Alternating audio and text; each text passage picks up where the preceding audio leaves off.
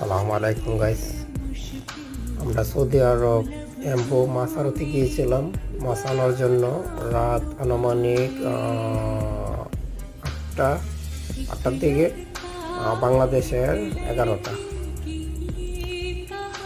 তো যে টাইমে আমরা গেছি মাছ আনার জন্য,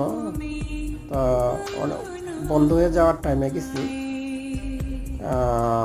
কিছু মাছ আমরা নিয়ে আসলাম, 10 রিয়াল কইরা, 15 রিয়াল কইরা, অনেক মাছ। আমরা এই মাছ কোনোদিন খাই নাই, তো আজকে খাওয়ার পরে বোঝা যাবে মাছগুলো কীরকম। ভালো লাগছে মাছগুলো। আমি আনি নাই, আমার বন্ধু বান্ধব আনছে। আর আমি এখান থেকে, কারণ এই কাটতে আমার কাছে ভালো লাগে না, এই আঁশগুলা খুলতে আমার কাছে বহুত বিরক্ত লাগে। ওরা বলছিল নেওয়ার জন্য, আমি নিয়ে নিই। দেখা যাক ইনশাল্লাহ ওরা